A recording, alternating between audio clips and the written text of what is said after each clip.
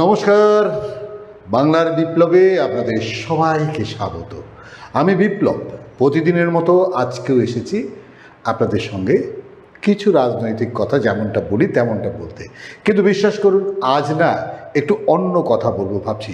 আচ্ছা, মুখ্যমন্ত্রী, এ রাজ্যের বর্তমান মুখ্যমন্ত্রী শুভেন্দু অধিকারী ঘোষণা করলেন যে সপ্তাহভর থাকবে আমাদের বৃক্ষরোপণের সপ্তাহ, অর্থাৎ বাংলাকে সবুজ করবার একটা পরিকল্পনা, পলিউশন মুক্ত করার। কারণ বিগত যদি বলা যায় বেশ কয়েকটি রাজ্য, আমাদের রাজ্য বাদ দিয়েও বেশ কয়েকটি বিজেপি শাসিত রাজ্য অরণ্য সপ্তাহ পালন করছেন। তারা প্রচুর বৃক্ষরোপণ করছেন, কারণ পৃথিবীর উষ্ণতা বাড়ছে। সেই কারণে বাংলার রাজনৈতিক উত্তাপ বাড়ার সঙ্গে সঙ্গে বাংলার উত্তাপ যেটা আর কি, যেটা তাপমাত্রা, সেটাও বাড়ছে। আর এটা একমাত্র কমাতে পারে সেটা হচ্ছে অরণ্য, অর্থাৎ বৃক্ষরোপণ এবং বৃক্ষকে বাঁচানোর একটা চেষ্টা। তাই মুখ্যমন্ত্রী অরণ্য সপ্তাহ চালু করেছে। আর এই অরণ্য সপ্তাহ চালু করার ফলে যেটা হবে, একটা বাংলায় বিপ্লব আসবে, অর্থাৎ গাছ লাগানো হবে আর গাছকে বাঁচানো হবে।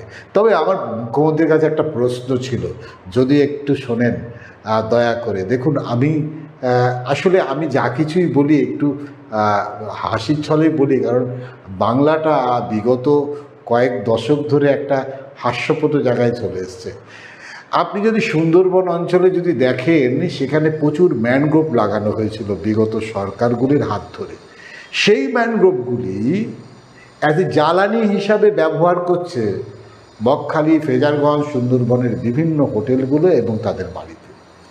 তাহলে আপনি যদি অরণ্য সপ্তাহ করে বাংলাকে বাঁচাবেন ভাবেন, তাহলে আপনাকে এটাও ভাবতে হবে যে বাংলাকে বাঁচাতে গেলে, বাংলা নদীমাতৃক দেশ যখন বলছি, তখন এই নদীমাতৃক দেশকে বাঁচাতে গেলে অবশ্যই আগে এই সমস্ত মানুষগুলোকে বাঁচাতে হবে যারা ম্যানগ্রোভের মতো প্রয়োজনীয় গাছ সুন্দরবন অঞ্চল থেকে কেটে জ্বালানি হিসাবে বিক্রি করে দিচ্ছে হোটেলগুলোতে।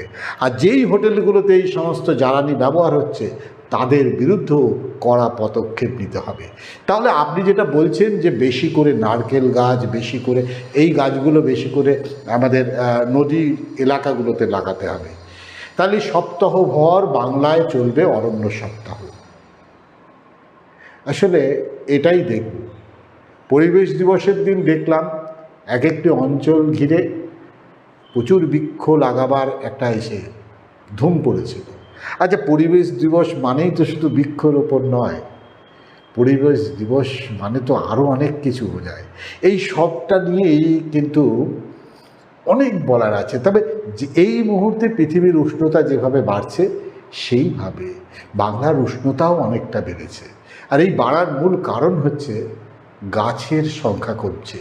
যে হারে বাংলায় সড়ক ব্যবস্থা, বিশেষ করে যদি কল্যাণী এক্সপ্রেসওয়ে, বিভিন্ন এক্সপ্রেসওয়ের ধারে যে গাছগুলো ছিল এক্সপ্রেসওয়ে করার জন্য, গাছগুলোকে কাটা হয়েছে, প্রচুর পুরনো গাছ কাটা হয়েছে। টাকি রোড ধরে বারাসাত, সেখানেও প্রায় 300 বছরের পুরনো গাছ কেটে ফেলা হয়েছে বেশ কিছু।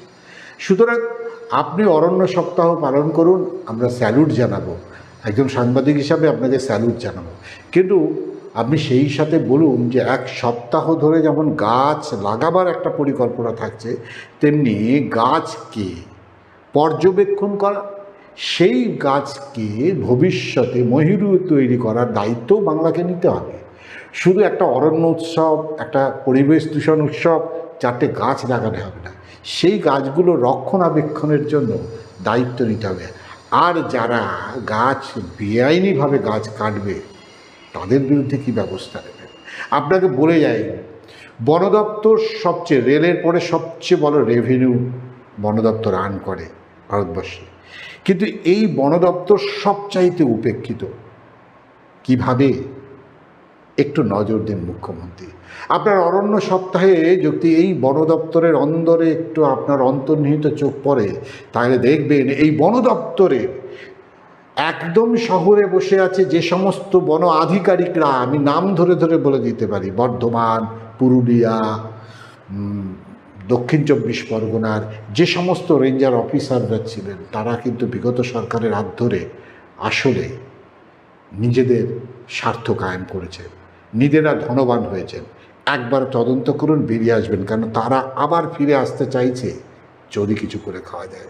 তাহলে অরণ্য সপ্তাহ হোক, আর এই অরণ্য সপ্তাহে মুখ্যমন্ত্রীর নজর থাকুক সবুজের প্রতি। আজ এখানেই শেষ করব। ভালো থাকবেন, সুস্থ থাকবেন, দেখতে থাকবেন বাংলার বিপ্লব। নমস্কার।